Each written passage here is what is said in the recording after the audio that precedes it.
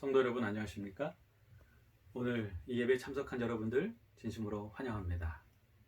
비록 우리가 온라인으로 예배를 드리지만 이 예배를 통해서도 하나님께서 영광 받으시고 저와 여러분의 심령에 하나님의 평안과 기쁨이 함께하게 되기를 간절히 바랍니다. 오늘 저는 여러분과 함께 예수님을 따를 수 있는 사람이라는 제목으로 은혜를 나누고자 합니다. 코로나19가 확산되고 있습니다. 서울로부터 시작해서 경기도 지방까지 번지고 있습니다. 많은 사람들이 두려워하고 있습니다. 미래에 대하여 걱정하고 있습니다. 이러한 시대에 우리는 과연 이 시대에 예수님의 길을 따르는 사람은 누구인가? 라고 묻지 않을 수 없는 것입니다. 왜냐하면 서로 비난하고 있기 때문에 그렇습니다. 정치인들 서로 비난하고 있습니다. 종교인들 서로 비난하지 않습니까? 세대 간의 갈등이 증폭되고 서로 이 사태의 원인에 대하여 그 원인이 당신에게 있다고 비난하고 있는 것입니다. 문제가 발생되면 많은 사람들이 실패의 원인이 무엇인가 생각하며 서로를 비난하게 됩니다. 저희 집에 얼마 전부터 이 장수풍뎅이가 들어왔어요. 아이들과 함께 장수풍뎅이 집을 이쁘게 만들어주고 그 안에 장수풍뎅이 4마리를 키우고 있습니다. 처음에는 이 장수풍뎅이가 얼마나 신기하고 재미있는 행동을 많이 하게 되는지 우리에게 큰 기쁨이 됐습니다. 그런데 얼마 전부터인가 답답했는지 밤만 되면 날갯짓을 요란하게 하고 우리를 탈출하는 것입니다. 그러면 아이들이 난리를 쳐요. 그리고 아빠 이름을 부릅니다. 아빠! 그러면 제가 그 순간 달려가서 맨손으로 장수풍뎅이를 잡아서 우리 안에 넣습니다. 아이들이 와 하고 놀래요. 사실 우리 집에서 장수풍뎅이를 맨손으로 잡을 수 있는 사람은 저밖에 없습니다. 저도 어깨가 으쓱하고 올라갑니다. 아이들도 좋아하고요. 그런데 이 장수풍뎅이가요, 그날뿐 아니라 이제는 너무나 자주 여러 번 이 탈출을 하는 것입니다. 아이들은 그때마다 이제는 놀라면서 아빠 이름을 불러요. 그런데 이제 아빠 이름을 부르는 그 느낌이 달라요. 처음에는 좀 도와주세요 이런 이 느낌이었는데 지금은 비난의 소리로 들리는 것입니다. 아빠 또 탈출했어. 왜 이렇게 자꾸 탈출해? 장수풍뎅이가 탈출하는데 아빠를 비난하는 것처럼 그렇게 들리는 것입니다. 한 번은 아이들과 그 일에 대해 이야기를 했어요. 장수풍뎅이가 왜 자꾸 우리를 탈출할까? 안에 습도가 높아서 그러나? 먹이를 제때 안 줘서 그러나? 우리 먹이는 누가 주기로 했지? 우리를 제대로 안 만들어줘서 그러나? 아빠가 우리를 제대로 만들어줬으면 탈출 안 할 텐데? 자꾸 장수풍뎅이가 여기에 있지 못하고 밖으로 나가는 원인에 대하여 이야기하다 보니까 서로를 비난하게 됐어요. 그런데 우리가 아무리 머리를 맞대고 원인을 찾고 그 원인을 개선한다 할지라도 여러분, 이 장수풍뎅이가 정말 이 우리 안에서 행복할 수 있을까요? 저는 그렇게 생각하지 않습니다. 사실 이 장수풍뎅이는 어디에 있어야 합니까? 그의 천국은 어디입니까? 그가 본래 있어야 될 장소는 어디입니까? 그곳이 어디예요? 자연인 것입니다. 이곳으로 돌아가기 전까지 우리가 아무리 회의를 하고 실패의 원인을 찾고 서로를 비난하면서 장수풍뎅이에게 가장 좋은 환경을 마련해 준다고 할지라도 이것만은 못한 것입니다. 장수풍뎅이는 자연에서 자연과 더불어 살아야 하는 것입니다. 성도 여러분, 우리가 왜 이렇게 비난하면서 살까요? 우리나라가 왜 이렇게 어지러울까요? 저는 이 그림을 참 좋아합니다. 지구입니다. 여러분, 지구를 멀리 저 우주에서 바라보면 지구에 있는 모든 것들이 너무나도 작게 보인다는 사실 잘 아시죠? 그런데도 불구하고 그곳에서 서로 다투며 비난하고 사는 모습을 볼 때 헛웃음까지 나오는 것입니다. 여러분, 만약 이 지구가, 여러분이 보는 이 지구가 죄악 세상이 아니라 천국이라면, 하늘나라라면 서로 비난하겠습니까? 그런데 본래 우리가 살아야 할 곳은 이 죄악이 넘치는 이 세상이 아니고요. 본래 어디입니까? 본래 하늘나라 아닙니까? 우리는 그곳에서 살아야 하는 것입니다. 그렇지 않고서 우리가 이 문제의 원인에 대하여 그 원인을 찾기 위하여, 실패의 원인을 찾기 위하여 서로 비난하고 또 설령 그것을 찾고 고쳐봤자 고쳐서는 안 되는 것입니다. 돌아가야 하는 것입니다. 우리는 천국에서 살 때, 더 이상 죄가 없고 사단이 없는 그 세계에서 살 때 결국 비난이 멈추고 우리가 바라던 그 삶을 살 수 있게 될 것입니다. 그런데 그 천국을 선포하러 오신 분이 누굽니까? 바로 예수님입니다. 예수님께서는 이 세상에, 이 죄악 세상에 천국을 선포하기 위하여 오셨어요. 그리고 그분께서 희년을 외치셨습니다. 희년이 바로 하나님의 나라가 이 땅에 도래했다는 선포인 것입니다. 이제 더 이상 우리는 죄악 가운데 주눅이 들어 살 필요가 없는 것입니다. 죄의 종이 되어 살 필요가 없는 것입니다. 자유를 얻은 것입니다. 모든 것이 이제 각각 자기의 주인에게로 돌아가는 것입니다. 하나님께서 주셨던 본래의 축복된 삶을 우리가 누리며 살 수 있게 되는 것입니다. 예수님께서는 그 희년을 선포하러 이 땅에 오신 분입니다. 그분은 천국을 정말 열정적으로 선포하셨어요. 이 땅에 하나님의 나라가 도래했다. 너에게 이제 자유가 주어졌다. 외치셨습니다. 그런 예수님의 복음 전파의 열정을 보고 많은 사람들이 예수님의 제자가 되기로 원했습니다. 그리고 예수님께 왔어요. 그리고 예수님께 묻습니다. 예수님, 길 가실 때에 어떤 사람이 여짜오되 어디로 가시든지 나는 따르오리다. 얼마나 멋진 말입니까? 예수님께서 어디로 가시든지 그분의 천국을 선포하시는 그 모습을 보니까 나도 그렇게 되고 싶은 것입니다. 그래서 나도 예수님을 따르겠습니다. 어디든지 가겠습니다. 라고 예수님께 와서 예수님의 제자가 되게 해달라고 말하는 것입니다. 단순히 수많은 무리 중에 하나가 아니라 이제는 12제자처럼 특별한 예수님의 제자가 되기를 원하고 있는 것입니다. 그런데 예수님께서 뭐라고 말씀하셨습니까?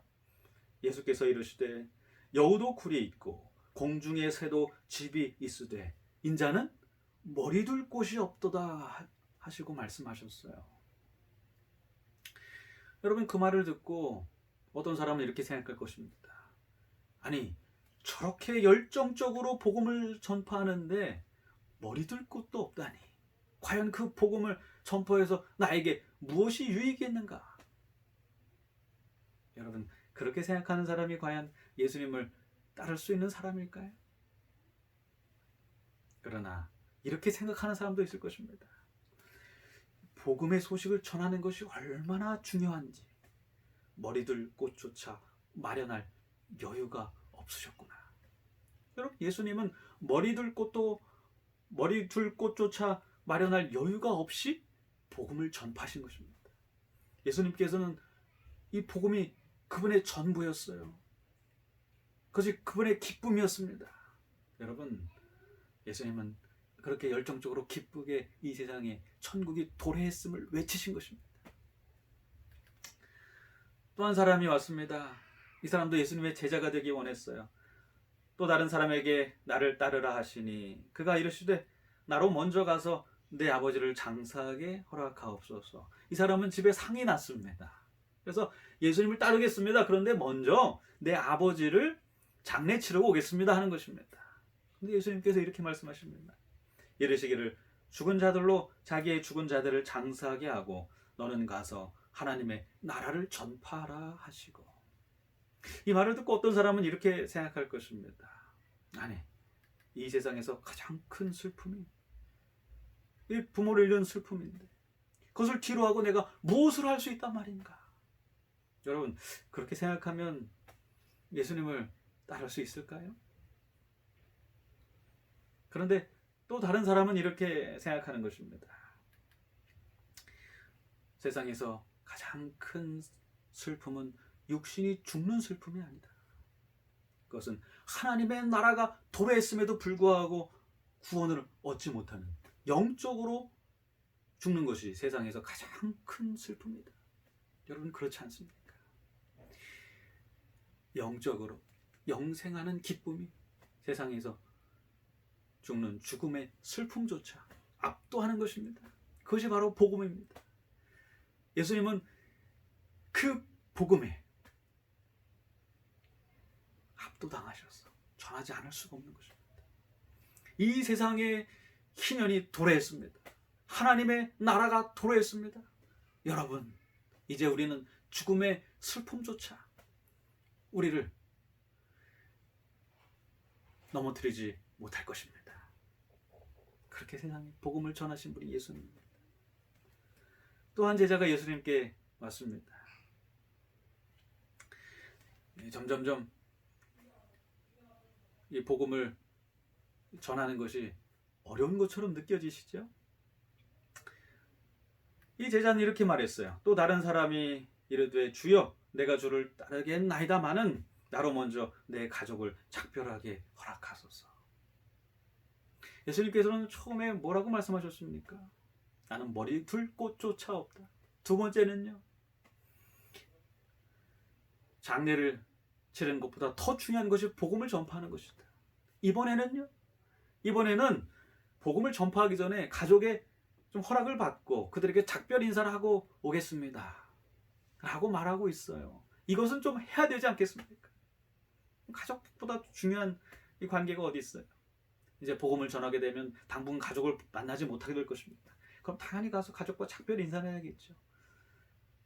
점점 산이 높아지는 것 같아요. 그런데 예수님께서 이렇게 말씀하십니다. 예수께서 이르시되 손에 쟁기를 잡고 뒤를 돌아보는 자는 하나님의 나라에 합당하지 아니하니라 말씀하셨어요. 어떤 사람은 이렇게 생각할 것입니다. 복음을 전파하는 것이 급하긴 하지만 내 가족에게 작별 인사하는 것 정도는 허락해 주지 않으실까? 여러분, 그런데 예수님은 그렇게 하지 않으셨어요. 왜냐하면 사람들이 들을 수 있는 가장 좋은 소식, 그것을 사람들이 들을 수 있는데 그것을 지금 전하지 않는 것은 말이 되지 않는 것입니다. 그리고 내가 그 소식을 전할 때 우리 가족도 그 소식을 가장 빠르게 듣게 될 것입니다. 그 당시에는 핸드폰이 없었습니다. 자동차가 없었어요. 걸어서 가족까지 가려면, 가족이 사는 곳 그 마을까지 가려면 한참 가야 합니다.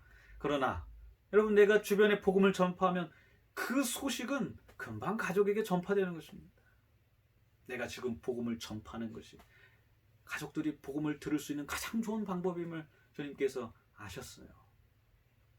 여러분, 복음을 전파하는데 우리 앞을 가로막을 장애물은 이제 더 이상 남아있지 않은 것입니다. 복음은 그만큼 기쁜 소식이고 중요한 소식이고 우리를 구원하는 소식인 것입니다.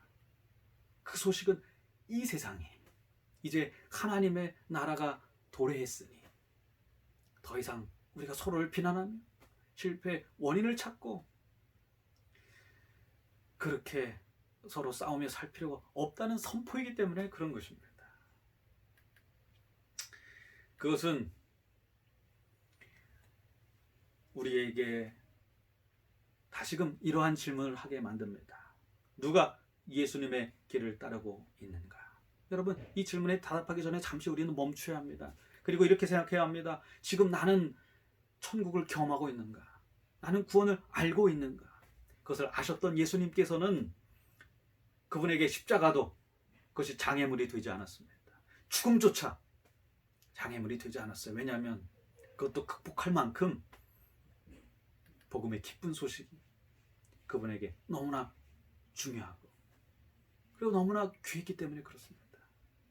그분께서 십자가에 달려 돌아가심으로 구원을 완성하신 것입니다.